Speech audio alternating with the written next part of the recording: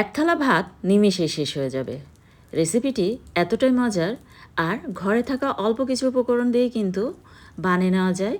তো আশা করছি পুরো ভিডিও জুড়ে সাথেই থাকবেন। তো তার জন্য চুলায় একটা প্যানে আমি 2 টেবিল চামচের মতো সরিষার তেল দিয়েছি, 1 চিমটি আস্ত জিরা দিয়েছি, আর 2টি তেজপাতা ছিঁড়ে এর সাথে অ্যাড করে দিয়ে একটু ফোড়ন তুলে নিচ্ছি।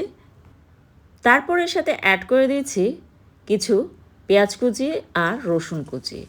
রসুন কিন্তু 5 থেকে 6 কোষ রসুন আমি কুচি করে নিয়েছি, আর সেটাই কিন্তু এর সাথে অ্যাড করে দিলাম। একটি বড় সাইজের পেঁয়াজ কুচি করে নিয়েছি, সেটা অ্যাড করে দিয়েছি।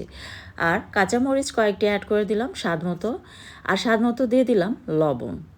কাঁচামরিচটা কিন্তু আমি আস্ত দিয়েছি, আপনারা চাইলে ফালি করেও কিন্তু অ্যাড করে দিতে পারেন। আর পেঁয়াজ আর রসুনটাকে কিন্তু বেশি ভেজে নেওয়া যাবে না, জাস্ট হালকা একটু নরম হওয়া মাত্রই কিন্তু এর সাথে বাকি উপকরণগুলি অ্যাড করে নিতে হবে। তো আমি এর সাথে কিন্তু 1/4 চা চামচের মতো হলুদ পাউডার অ্যাড করে দিলাম। যেহেতু আমরা শাক রান্না করব, আর শাকের ক্ষেত্রে দেখা যায় শাকে কিন্তু বেশি হলুদ ইউজ করলে সেটা দেখতেও ভালো লাগে না আর খেতেও ভালো লাগে না। তো এই জন্য আমি এখানে হলুদ অল্প একটু অ্যাড করে দিয়েছি 1/4 চা চামচের মতো, আর হাফ চামচ করে অ্যাড করে দিলাম ধনিয়া পাউডার আর মরিচ পাউডার দিয়ে এটাকে কিন্তু হালকা নেড়ে চেড়ে নিয়েছি। তারপর আমি মাছ অ্যাড করে দিয়েছি, আর এটা কিন্তু কাতলা মাছের মাথা, আর তার সাথে কিছু আমি পেটির পিসও এর সাথে অ্যাড করে দিয়েছি। আপনারা চাইলে মাছের পরিমাণটা কমিয়ে বা বাড়িয়ে অ্যাড করে নিতে পারেন, কোনো সমস্যা নেই। তো আমি একটু মাছ করে রেসিপিটি ট্রাই করব, আর মাছের পরিমাণটা একটু বেশি হলে কিন্তু এটি বেশি মজার লাগে। তো মাছগুলিকে হালকা নেড়ে চেড়ে নিয়েছি, তারপর মাছটাকে আমি পরিমাণ মতো পানি দিয়ে সুন্দরভাবে কষিয়ে নেব। আর প্রথমে যে আস্ত জিরা আর তেজপাতা দিয়ে ফোড়ন তুলে নিয়েছিলাম, সেটার ঘ্রাণটা কিন্তু এটার পুরো রান্নাটাই চেঞ্জ করে দেবে। তো আমি পরিমাণ মতো কিন্তু পানি অ্যাড করে দিলাম, দিয়ে এখন ঢাকনা দিয়ে ঢেকে এটাকে সুন্দরভাবে কষিয়ে নিয়েছি। আর ঢাকনাটা তুলে কয়েকবার কিন্তু এটাকে নেড়ে চেড়েও নিয়েছি। আর আমি কিন্তু এই এলেঞ্চা শাক দিয়ে ট্রাই করছি। আপনারা যে কোনো শাক দিয়ে কিন্তু রেসিপিটি ট্রাই করতে পারেন সেম প্রসেসে। তো এলেঞ্চা শাকটা কিন্তু ভীষণ মজার, আমার কাছে তো অনেক মজার লাগে এই শাকটি। তো এই শাক দিয়ে কিন্তু আমি রেসিপিটি ট্রাই করছি। আপনারা যে কোনো শাক দিয়ে কিন্তু ট্রাই করতে পারেন সেম প্রসেসে। তো শাকগুলি সুন্দরভাবে মাছের সাথে মিক্স করে নিচ্ছি, নিয়ে কিছুক্ষণ আমি কিন্তু এটাকে কষিয়ে নেব।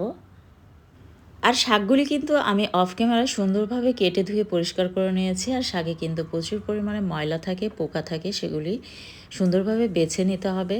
তো আমি সব শাকগুলি কিন্তু অ্যাড করে নিয়েছি, নিয়ে এটাকে ঢাকনা দিয়ে ঢেকে 3 থেকে 4 মিনিটের মতো মাছের সাথে কষিয়ে নিলাম।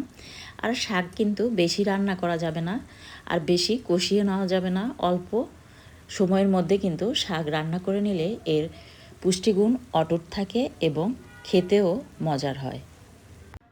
আর আমি এই এলেঞ্চা শাক দিয়ে কিন্তু ট্রাই করছি, আপনারা যে কোনো শাক দিয়েই কিন্তু সেম প্রসেসে ট্রাই করতে পারেন।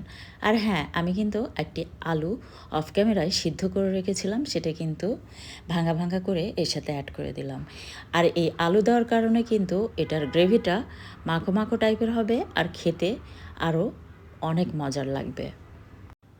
আপনারা চাইলে কাঁচা আলু দিয়েও কিন্তু রেসিপিটি ট্রাই করতে পারেন, তবে কাঁচা আলুটাকে কুচি করে কেটে নিয়ে শাকের সাথে মিক্স করে সুন্দরভাবে কষিয়ে নিয়ে তারপর পরিমাণ মতো কিন্তু পানি অ্যাড করে নিতে হবে। তো আমি 1 কাপ পরিমাণ পানি অ্যাড করে নিয়েছি, দেখতে পাচ্ছেন পানির পরিমাণটা।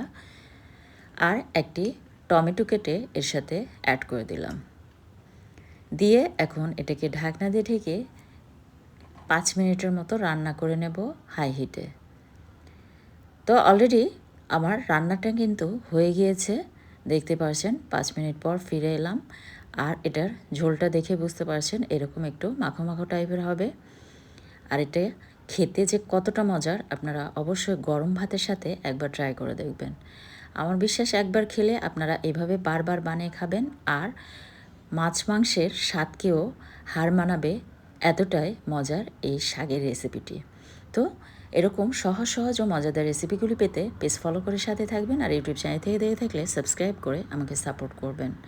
আর হ্যাঁ, ভিডিওটি অবশ্যই বেশি বেশি শেয়ার করে দেবেন। পরবর্তী রেসিপি দেখার আমন্ত্রণ জানিয়ে বিদায় নিচ্ছি। ধন্যবাদ সবাই।